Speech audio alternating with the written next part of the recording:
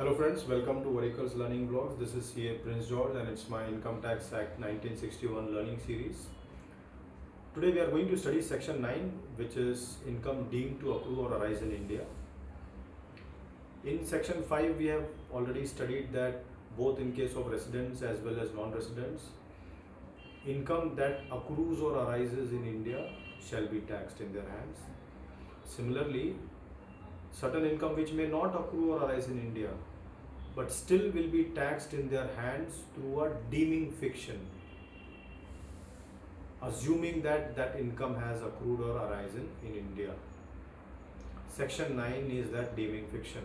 It provides for those few cases, instances, wherein the generated income shall be deemed to have accrued or arisen in India and taxed in the hands of both residents as well as non-residents.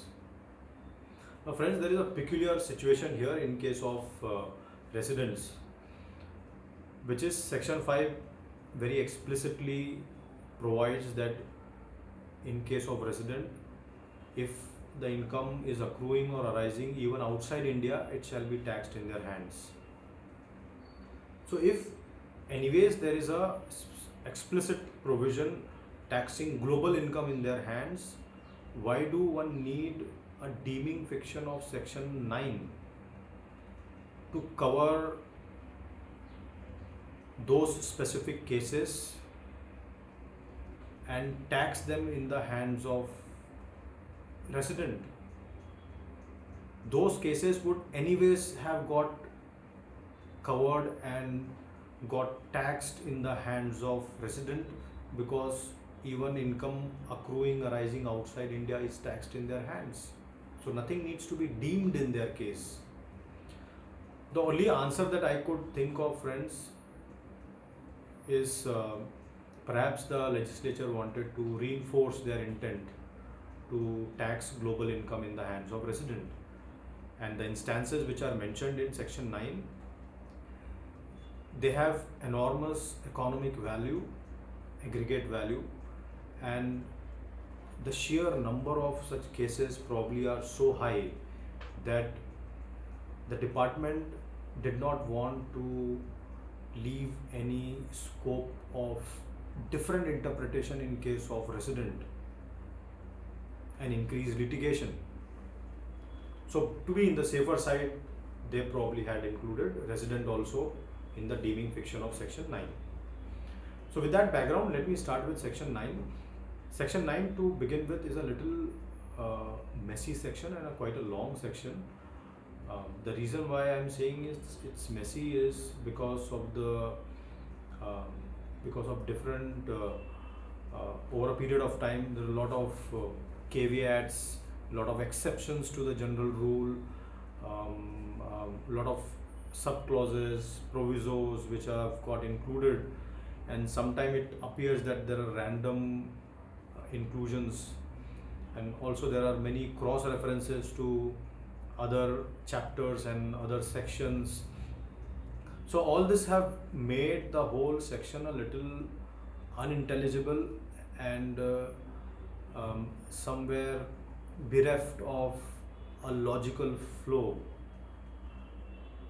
And it appears that in all this mess, the key message, the key principles of underlying this section has somewhere got lost.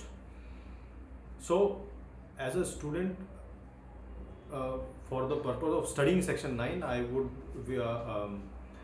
would suggest that we focus only on the key principles of section 9, and we will not be studying each and every caveats and exceptions to the general rule, so that we are focused only on the principles. And this approach, I believe, is it's very important, because if one has to practically apply or practically figure out situation or locate a situation where section 9 applies, it's important to bear in mind the key principles of section 9 and not those exceptions. You can later on go and revisit section 9 read it verbatim and figure out whether the situation you are referring to or you have found falls in any of those exceptions or not. But to begin with, one must focus on the principles. So let's start with section 9. As I said, section 9 has all the provides for those specific instances where income shall be deemed to accrue and arise in India. And what are those instances? Number one, if the income arises from any business connection in India, or any asset in India, or a property in India, or the income arises from any transfer of capital asset from which is located in India, or if the income arises from any source of income in India, or if the income arises from any salary earned in India, if the income arises from any royalty or technical fee paid in India, or if the income arises from a dividend which is paid by a company which is registered in India. So these are many cases or instances when it will be deemed, irrespective of where the income is arising, that it is arisen in India. So let's start with the first one. Section 9, subsection 1, clause 1, which is income that arises from a business connection in India. Now, what does business connection mean? We have explanation 1 which provides for the definition of business connection, and business connection has a inclusive definition under the Act. This means that there can be situation outside this definition which can suggest a business connection, and any income that arises out of that business connection to the non-resident will be taxed in the hands of that non-resident. So what is this business connection? So if there is any activity which is done through a person who habitually concludes contracts on behalf of the non-resident, or if the person holds any stock on behalf of the person, or if that person habitually solicits clients for the non-resident, if that person does any of these three, it shall constitute a business connection, and any income that arises out of this activity of the person will be taxed in the hands of non-resident. So let's take an example. Let's say there is a non-resident who is a Chinese manufacturer and a vendor. He is based out of China, and this person has appointed somebody in India, an individual in India, who solicits clients for him. The person, this non-resident, he sells television sets, Chinese television sets. And the person who is in India, the only job that he does is he gets orders for this Chinese man. Now, as per the section, there is a business connection that this non-resident Chinese man has in India in the form of this individual who solicits clients for the Chinese man. Now, any sale that has taken place through this through this Indian connection, and any income generated out of that sale will be taxable in the hands of the Chinese non-resident. So it's the income which is generated which will get taxed, and not the entire value. Now, this I have taken a very simple example of traditional brick and mortar business. Now let's complicate this a little bit. What if the same person, the Chinese man, he doesn't have any, he has not appointed any individual in India. Instead, he registers himself with, say for example, Amazon.com, not Amazon.in. So let's take example of Amazon.in.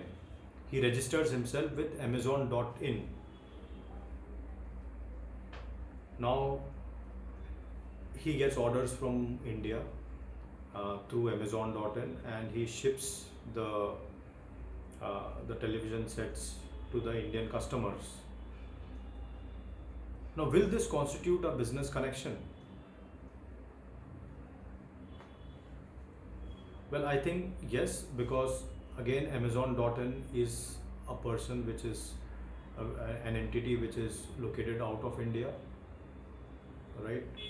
And the very fact that the vendor has registered himself, the Chinese vendor, in the platform of Amazon.in suggests that Amazon.in is in some form soliciting, securing clients for this vendor, because when the customer would go and search for television sets, it is going and doing this search in the Amazon.in platform. So there indeed is a business connection, and the same rule applies. Any income which is generated out of this business connection will be taxed in the hands of that non-resident. Now it's a different thing because there will be double taxation treaties and other provisions will come in play. But to begin with, is there a tax incidence? Yes, there is a tax incidence because of Section 9. Now let's complicate a little bit. What if instead of Amazon.in, the Chinese guy has registered himself in Amazon.com? Now in this case, Amazon.com is not based out of India. It's a global entity. It's based out of somewhere else. But of course, we customers from India can also use the Amazon.com platform to buy products, and the same thing happens. Now in this case, can one suggest there is a business connection arising out of is there an income which is arising out of business connection in India? Because Amazon.com is not based out of India. So now there is a challenge with respect to identifying whether the income is arising in India or not. So the traditional definition of business connection was not enough to bring to TaxNet these kind of scenarios as well. So what did the government do? Because there is humongous amount of tax revenue which was getting missed out because of this lacuna in the definition of business connection. And because of growing number of multinational companies, every country was facing a similar situation, and not just India. And multinational companies knew this loophole very, very well. So they were planning out and building tax saving strategies in such a way that least tax where they were ending up paying least tax because of these loopholes. So OECD is an organization which stands for Organization for Economic Cooperation and Development. It is an organization wherein 38 countries are part of this organization. They and G20, they took up a project which is called BEPS, BEPS, which is Base Erosion and Profit Shifting. That was the name given to this project. And the objective of this project was to find out uh, some um, some tax model wherein these kind of cases are also brought to the tax net and doesn't get evaded and doesn't get uh, um, missed out from the tax net of every country. So this organization, they came out with a novel solution, and they said they coined a concept which is called significant economic presence, SEP. And the suggestions that they gave was that if an organization has a significant economic presence in any country, in this case in India, it shall be presumed that they have a business connection.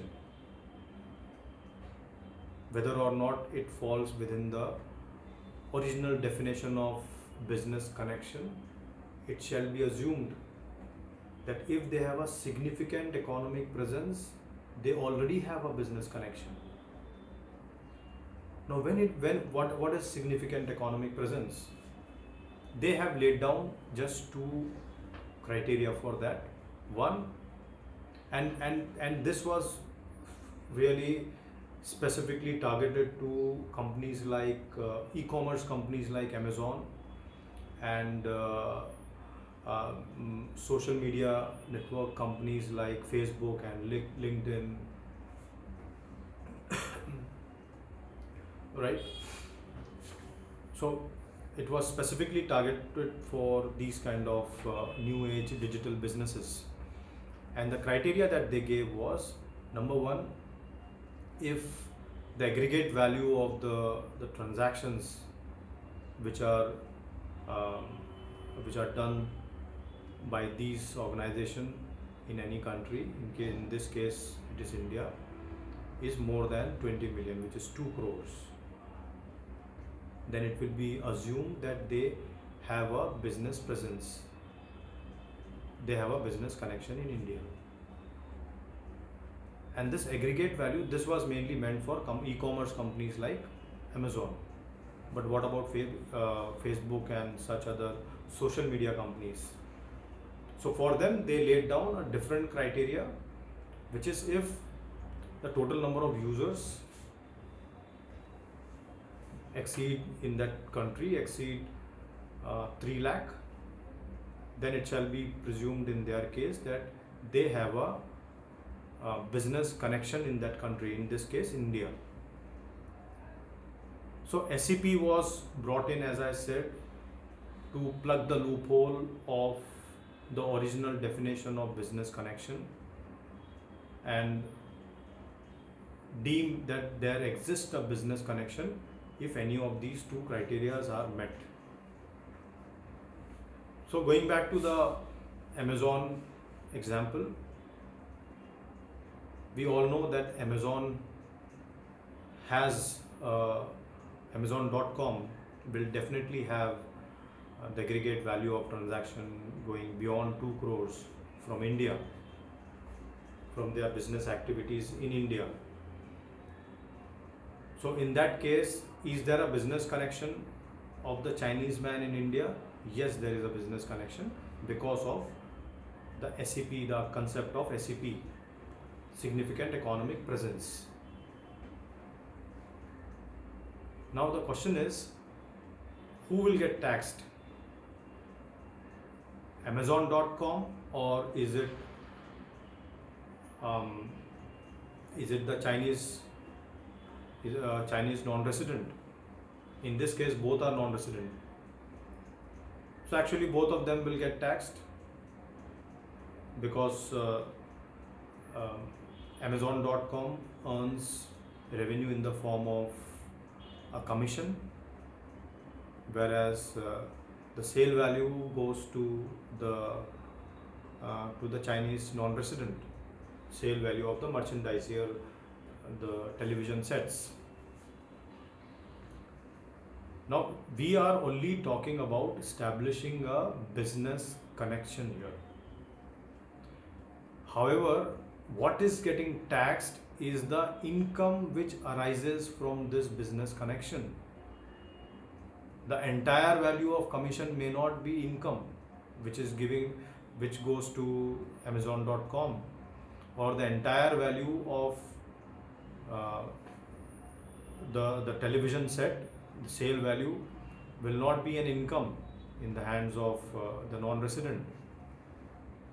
This is only establishing the business connection. If there is an income, then it will get taxed in both their hands.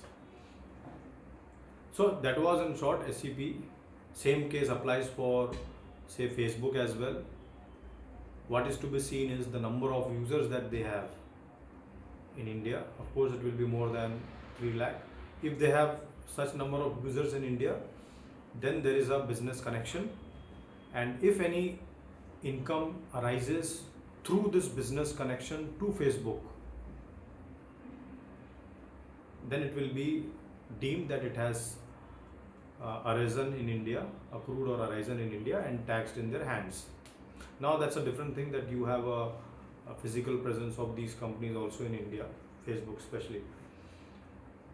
Right. So that was two important concepts which one has to bear in mind, principles, which is business connection and SEP,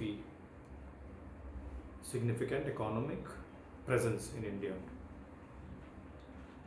Now section 9 subsection 1 clause 1 also provides for income that arises from any asset in India or property in India. So for example, if a non-resident has a fixed deposit in India and that is an asset in India, and income, that interest that arises from this fixed deposit will be taxed in the hands of the non-resident, because it will be assumed that this income arises in India because the asset is in India. Similarly, if there is a property in India which is giving rent to the non-resident, that rent will be presumed to have arisen in India, and accordingly the non-resident will get taxed for that rent. Now let's come to the salary. The section clause 2 further also provides that where the salary is earned in India, it will be assumed that it will be deemed that it has arisen in India, accrued in India, even in case of a non-resident. And when do you say that salary is earned in India?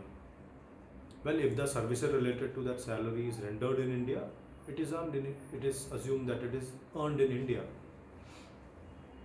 even in case of a non-resident. And when do you say that it is rendered in India? Let's take an example of a APAC CFO who is an Indian but based out of Singapore, and because of his number of days of stay there in Singapore, he has become now a non-resident. Now he caters to India, Singapore, and let's say Southeast Asia, other parts. The major market is in India. So most of his time he spends with the management which is based out of India. Though he manages his stuff from his whole show from Singapore, but his services are mainly directed towards the India business. Now what do we say? Is he rendering his service in India or outside India? His physical presence is outside India. Well, in this case, it will be presumed that he is rendering his services in India, and through a deeming fiction, it will get taxed in his hands. Again, you will have double taxation avoidance treaties, everything coming in place. So chapter 8 will get triggered. But to begin with, whether this income, whether this salary will be taxed in his hand. Yes, it will be taxed in his hands. Now this is a very very important provision, because deeming fiction, because in today's age it's possible to stay anywhere in the world and cater to any geography. So in absence of such a deeming fiction, people would have used this as a loophole and shifted their base to a country where you have least amount of tax, and serviced the real country where they belong to and avoided tax. But because of this deeming fiction, it's not possible for to do so. Now I will not be taking up the um, um, other cases of cases where it shall be deemed that income has accrued or arisen in India. As I said, it's a very very long section, uh, but those cases will include royalties which are paid, or fees for technical services, right? Royalties specifically, I would like to say that in case those royalties are paid, for example, for a patent which is used by this non-resident or a resident for business outside India, then it is an exception and it will not be considered as royalty which is deemed to accrue or arise in India, right? I would advise students to go through and read the whole section once, and if you have any doubts, I have just covered the basic main principles. If there are any further doubts, you can write to me or call me. Yeah, thank you so much.